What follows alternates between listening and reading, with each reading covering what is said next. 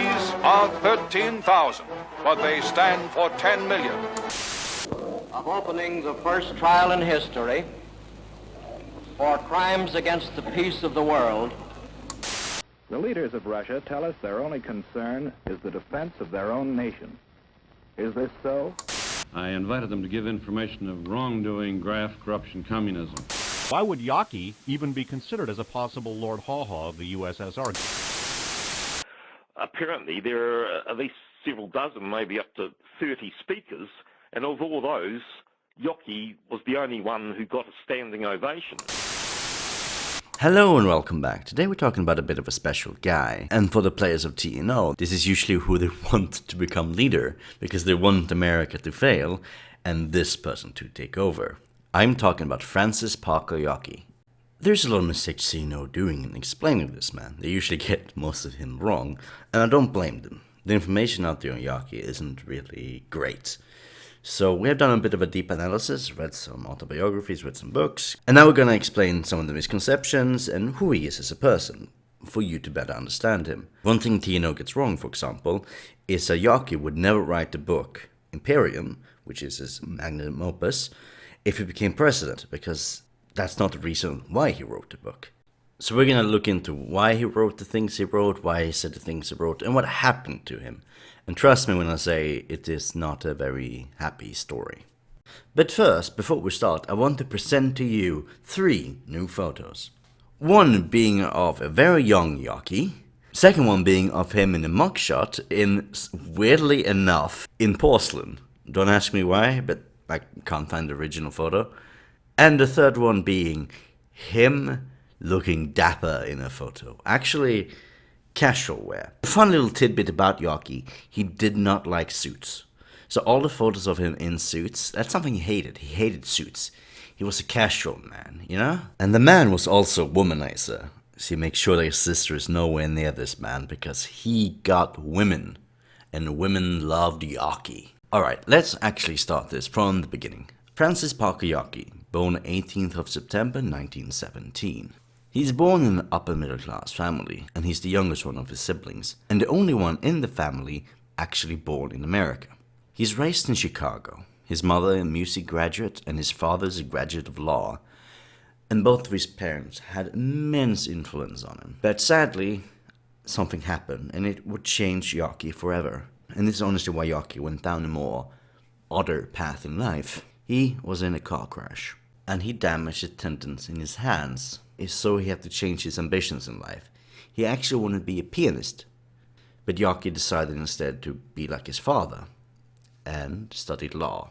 He graduated in Notre Law School with honors. Throughout his young life, he was always politically interested, and he loved the works of Oswald Spengler. And this is unironically why we call him the last Spenglerian. He's one of the only few Americans that is influenced by Oswald Spengler for real. And throughout his political life, when he was an adult, with the contacts that he made, he always had this idea of Oswald Spengler in his mind. A funny little tidbit, he got in contact with William Dudley Pelley's silver shirts. And what he did when talking to them was lecture them. He lectured them about law. But the real journey with Yockey actually started when he got the job as post-war trial lawyer for war crimes in Germany. And here's something Wikipedia gets wrong. He actually served as a post-trial review lawyer in Wiesbaden and not Nuremberg. Here his task is twofold.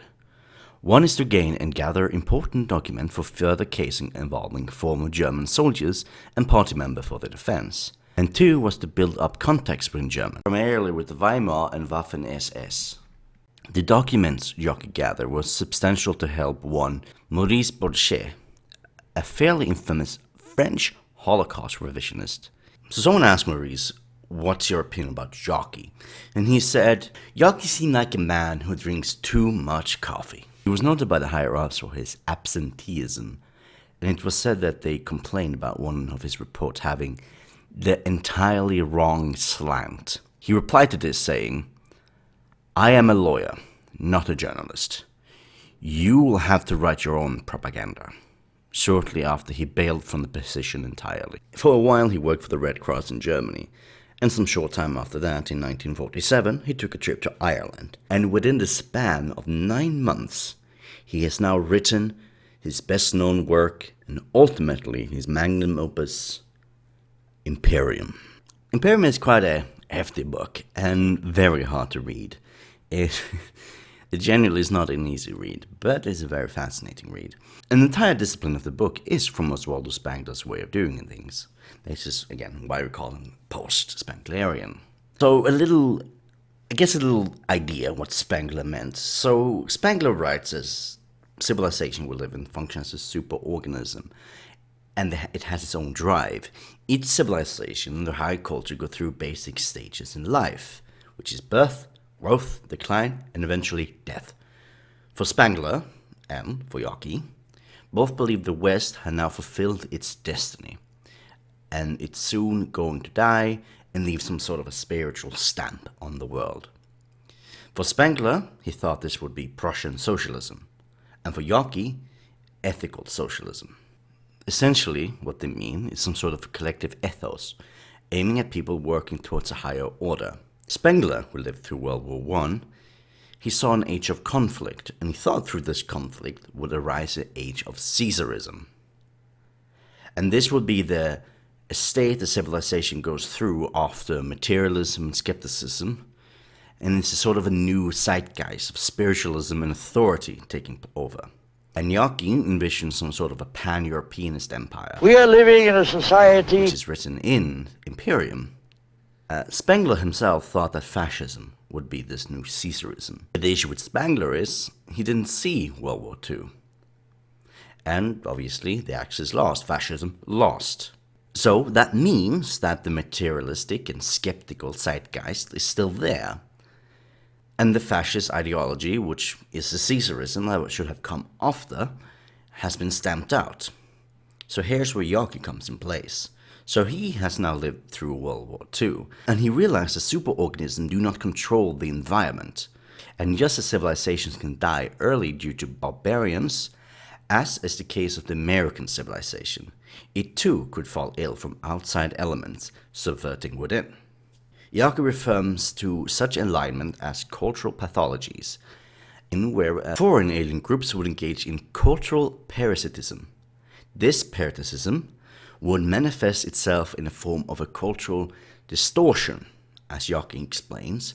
Cultural distortions is condition in which outer life forms are wrapping the culture from its true life path. In this case, Yockey would have referred to these sort of outer life forms as mostly Jews. But he actually would give equal blame to anyone who aligned himself with cultural parasitism. He defined these as cultural retards. And these are people who are in the zeitgeist, who worship materialism, skepticism, rationalism, and much more. They would ally with the cultural parasites in order to dominate the spiritual domain. For Yockey, destiny was everything for civilization, and he saw these forces the only thing holding back the West, fulfilling its destiny of creating an imperium. The thought of pan-European empire sounds like a fairly recent idea, mostly emerging from the old alt-right and specific American circles, though this idea was a very famous concept among post-war fascists. They saw the singular nationalist chauvinism of the fascist powers to be their downfall, and took inspiration from different national divisions and brigades from the SS, which is a pan-national oriental, because the SS isn't just Germans, it's many other groups as well, and they work together, which means they can work together in the future as well. But Yockey's book was a quite big hit for distant political circles, and many big names in the political sphere actually have read Imperium, such as Oswaldo Mosley, Hans Ulrich Rudel, J.F.C. Fuller, Julius Evola, to just name a few. Even those who were in rival with Yockey and disliked his influence, such as George Lincoln Rockwell, did recognize the importance of this book. And, just to point out, even Carl Schmitt had a copy of Imperium in his library.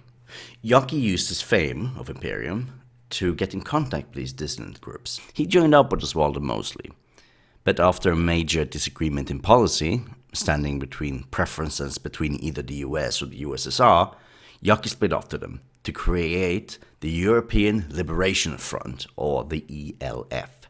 The ELF served as a way for Yockey and co. to publish their own writings, as well to create a hub for his network between post-fascist organizations and figures.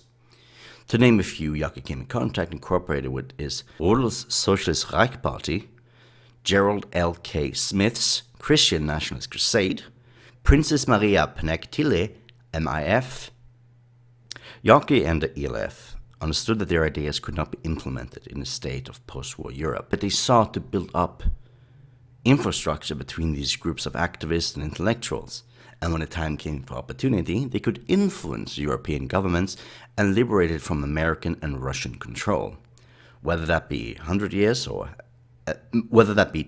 100 years, Yockey understood his organization was aimed at the long-term attempt to build a political infrastructure for European dissidents centered around the central idea of pan-Europeanism.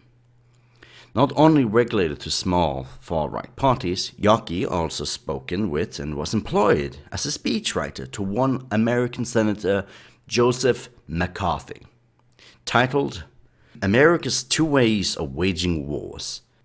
McCarthy never used it. It's about America's double standards of fighting fascist powers in the form of total war versus its restraint in the Korean War using armistice. It's also important to note a certain view which Yockey held, which among dissident right and fascist circles often misunderstood, which is his seemingly pro-Soviet alignment. The reason for this alignment was two reasons. One was his philosophical basis. As Yockey viewed civilizations as completely different entities with different outlooks, he saw the Slavs as completely alien to the West and its spirits. He and Spengler saw the Russians still in its early life phase, having a completely barbarian understanding of the world. Yockey's views on the Russian is that they could only destroy the material, because as a barbarian, they can only destroy the physical. They could not destroy the spiritual essence of the West. America, however, was part of the West, although as a part of a colony, which in its essence did not retain the same growing outlook as its home culture. Yockey saw that America had been taken over by the cultural parasites, and since connected integrally with the West was a large threat, and he could destroy Western civilization spiritually, subverting its destiny. The other reason for his pro-Soviet orientation was due to his personal experience. Yockey was visiting Czechoslovakia during the Slansky trial, in where former prominent leaders were trialed by the Soviet government for being solicited in a pro-Zionist conspiracy. As many figures tried in the case were Jewish. An article written by Yockey for the ELF titled What's Behind the Hanging of the 11 Jews in Prague? Yockey had saw that Stalinist Russia had overthrown the former Jewish dominance of Bolshevism. Yockey had seen an opportunity, in view that under Soviet geopolitical dominance could the West have an easier chance of either revolting or subverting compared to American domination. Yockey's alignment was pragmatic. He never considered himself a Strasserite or a national Bolshevik. Also due to this alignment was for a short time a courier for Czech intelligence, and also made connection with post-Farouk government in Egypt, where he met Abel Nasser, wrote anti-Zionistic pieces for the Egyptian government. And he was also in Havana working for a magazine called Bohemia under Castro's Cuba. But the thing is, when you get a lot of influence, you also get a lot of eyes looking at you. So because of this influence and views, he gained the great attention of the American intelligence. At least by some time in 1950, was the FBI trying to pin him down where exactly Yockey was and what he was doing. With various different names and identities, the FBI and the State Department always was one step behind. They attempted to interrogate his family, bugged his places of visit, pinned down various different aliases that he used. But by June the 3rd of 1960, Yockey's elusive trail finally came to an end. Not by the FBI, nor the CIA, nor the State Department, but thanks to casual mishaps of the airliner he was taking. After a technical issue with one of his flights, causing him to take a temporary route, Yockey failed the time to redirect high luggage to follow with him. Trying to get back to his briefcase, he eventually fell out of contact with the airport in Dallas. Eventually, the airport staff decided to open a mystery luggage in the lost and found. And what they discovered was an American passport, and another American passport, a German passport. All of them belonging to different names, but all with the same pictured man. All of Yockey's aliases have now come to light. Immediately when the authority was noted, the FBI picked up this information, connecting the name to the passport of Yockey's previous identities denoted in the past. 3 days later, the FBI knocked on Yockey's door under the current identity of one Mr. Hatch. After an interrogation and realizing he would be put under arrest, did Yockey attempt an escape, only to be subdued by the men and whisked away. Originally being arrested for draft dodging under his false identity, his arrest had been changed to passport violation. A charge which would have been billed around $10,000 had now been put to the extreme bill of $50,000. Local news reports have picked up the strange case of this arrested mystery man. Not only the media and intelligence service caught an interest in Yockey, but so did certain organizations, such as the ADL. And not very long after, in ADL, he was then noticed as a political dissident. And thanks to a little magic by the ADL, the now newspaper started writing the idea of him being a Soviet spy. A dangerous fascist had been arrested. The ADL also claimed that Yockey had visited the Soviet Union, which was a completely unfounded claim. Yockey, although paranoid, was no stranger to court. However, his current lawyer was not well suited for the task presented. The commissioner overseeing Yockey's court case was one David Koresh, a noted rabbi before his practice in law, and was noted to bring up religious scripture and text. Both he and the persecution had seemingly been pushed for Yockey to have a mental examination, as Yockey previously feigned psychopathy to be discharged from the army after going AWOL, though the medical examination by the hospital has degraded this down to an anxious breakdown. The question would be, why is Yockey against a medical examination? Usually in most cases, it's good to be deemed as insane to avoid jail, right? Here's the problem. A. Yockey himself stated when he cross-examined the commissioner that it is tradition in our jurisprudence that insanity is something to be raised by the defendants. And B, and keep in mind this is the 1960s in America, and lobotomy was a very active medical procedure for clinical insanity. Unnecessary, ruthless lobotomizing out. Lobotomite. So, his options were two. Either you go to jail, or you become a lobotomite. But the former option became less and less possible. The media played no favor for Yockey as well. Word spread that Yockey's sisters, Vinette Keon and Alice Spurlock, wanted his brother to have a medical examination as well. However, both of them demonstrated and even went in the courtroom to demonstrate against this, raising the US Constitution, talking against the forced medical examination. Yockey's family loved him dearly, and they tried to do everything in their power to stop this unconstitutional process.